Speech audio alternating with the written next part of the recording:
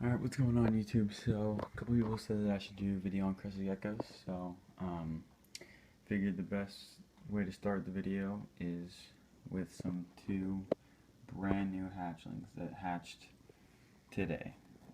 Not too long ago today, and I just saw them, or just found them. These are some Memorial Day geckos. So, I'm just going to put them in here with all the smaller ones, because they're about the same size as that guy. That guy's not too old. Let's see. Anyway, so let me just get these guys out real quick.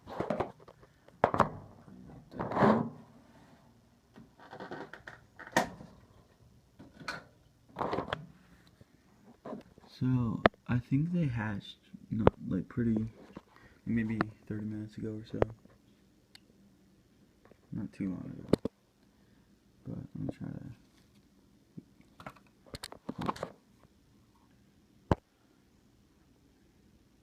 Really pretty. Come here. Whoa. Very, very jumpy.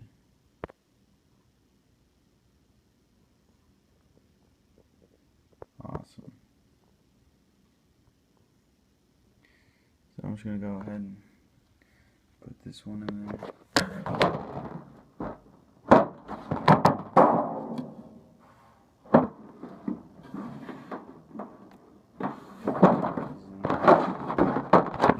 There, just jump down.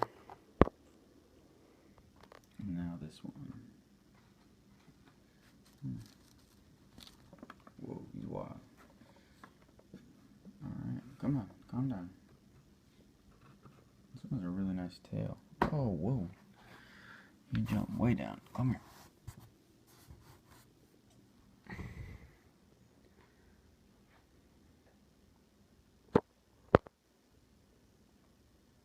Awesome.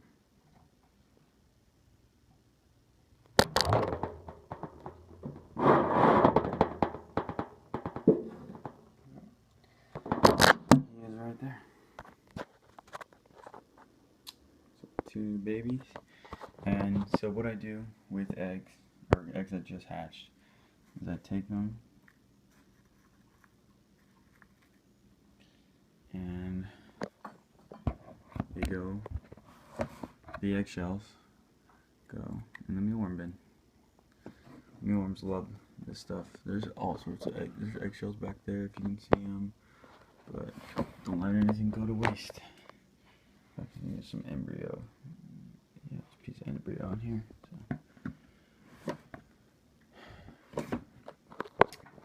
So next I'll move on to hatchling care and crested gecko egg care. So the crested gecko eggs obviously need to be put on like hatch right or vermiculite mixed with water, stuff like that. And then crested gecko eggs are not like leopard gecko eggs or Madagascar eggs, which have to be incubated.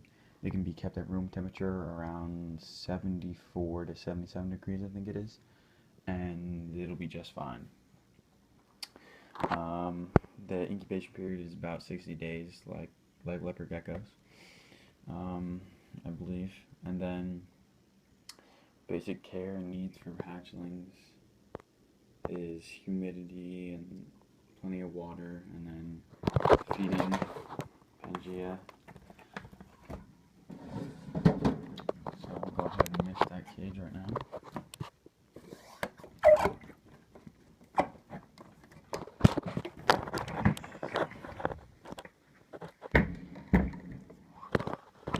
Okay, sorry about that. It was just misting it. Make sure there's plenty of water gets in there. Get it nice, really humid. Now, I live in Florida, so I obviously don't need to put as much water in here. But still, high humidity is good. And then from that, we'll move on to some juveniles. Alright. Alright, so juvenile crested geckos obviously need to be housed a little bit differently than the smaller leopard geckos. The reason I have the crested geckos, I'm sorry. The reason I have the young crested geckos in that cage is because it's not super tall. Like it's a 10-gallon, so it's not super tall. So where if they fall, they can get injured. So I have them in that, and of course there's like sticks and plants and stuff. And then this 20-gallon cage, I just put it on its side because the lid is like a slide-in lock screen. This is how I set them up.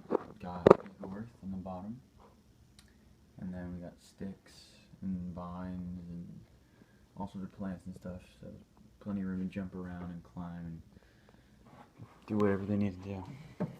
Now there's two housed in here, and they are clutch mates, but they're significantly different.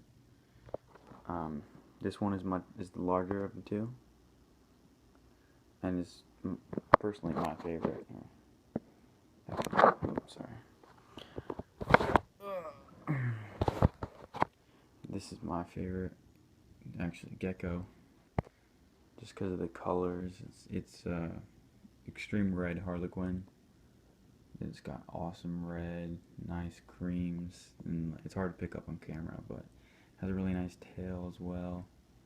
This is awesome. And then we'll get his clutch mate.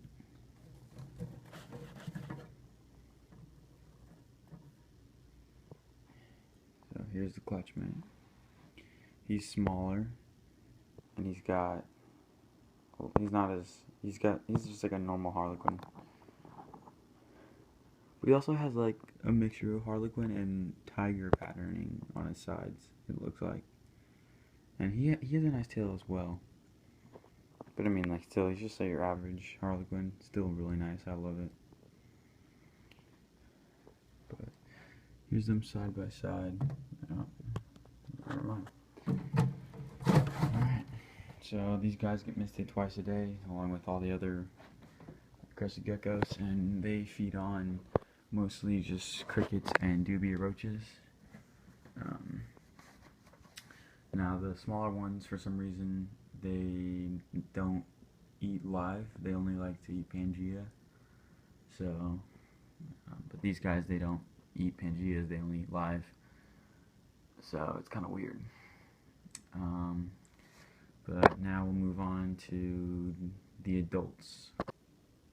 So this is my adult enclosure.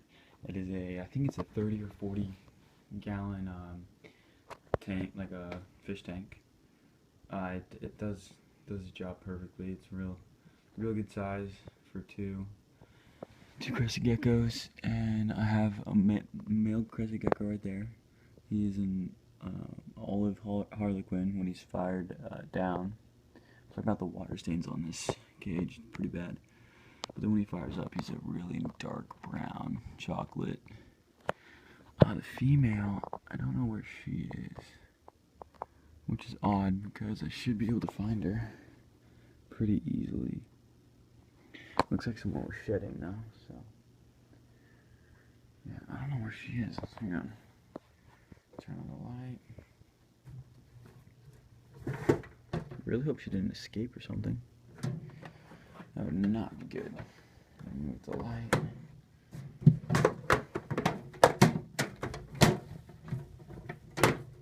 Oh gosh, come on. Okay. Now we search.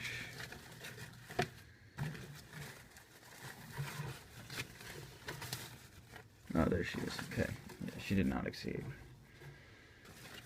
Hallelujah. Here she is. This is one of my favorite geckos. She is a cream tiger, and her stripes are pink, which is really cool, or red. She's got some. She's a really nice gecko. I like her a lot. He's pretty cool too, I guess, but she's my favorite out of the two. That is Jar Jar, the male, and that is Rey after the Rey in the new Star Wars movie, and obviously Jar Jar Binks right there.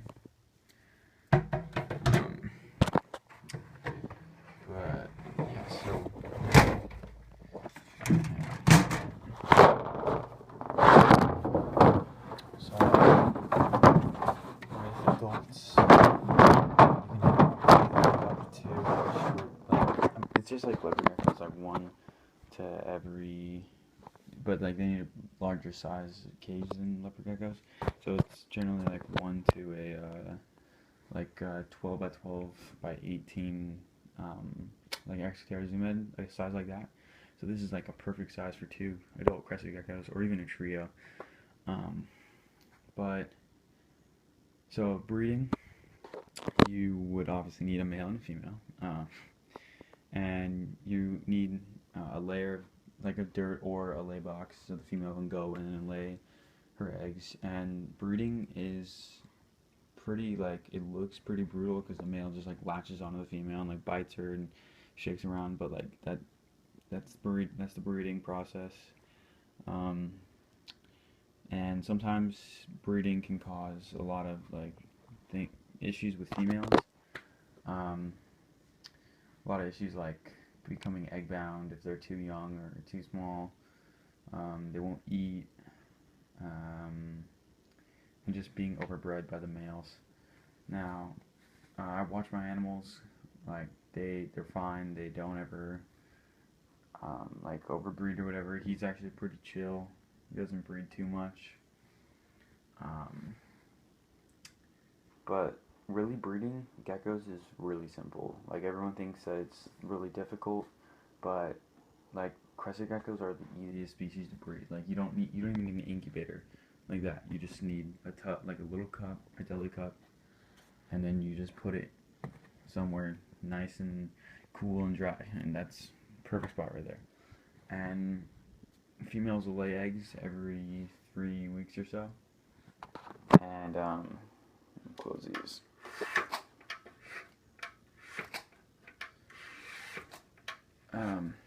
But it's about 2 eggs every 3 to 4 weeks, I believe. And the breeding season is from February till September. That's generally when, like, and you can keep the crested geckos together all year. A breeding pair can stay together all year, or you can separate them and put them back together once breeding season starts. But that can cause a lot of problems, like just introducing the male to the female every year can cause a lot of stress to the female, and just it's better just to leave them together. What else? When you're also with breeding, you want to make sure your female is eating a lot and getting plenty of just food inside of her, so she can build up fat and everything she just needs to produce eggs, all the calcium, all the vitamins and stuff to produce eggs, because it does take a lot. It's just like with I don't know where I was going with that, but they do need a lot of stuff to help them. So with these guys, I mix with their Pangea. I know it already has like calcium and stuff, but I mix calcium with D3 every once in a while just to give them that. And then they also eat crickets and roaches and stuff like that. But yeah, that's about it for the breeding.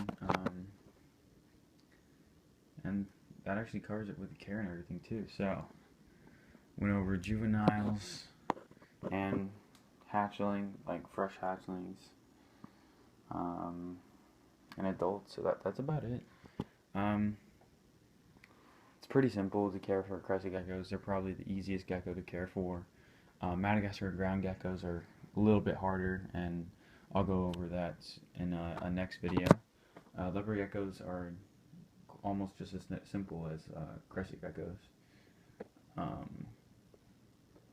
So I'll be making a video on Madagascar ground geckos pretty soon, because it's a little more difficult with the babies, especially like fresh, brand new born babies. They're really hard to take care of, and I'll explain everything to you guys in that video. So thanks for watching. Like and comment and just give me some feedback, guys. Alright, thanks.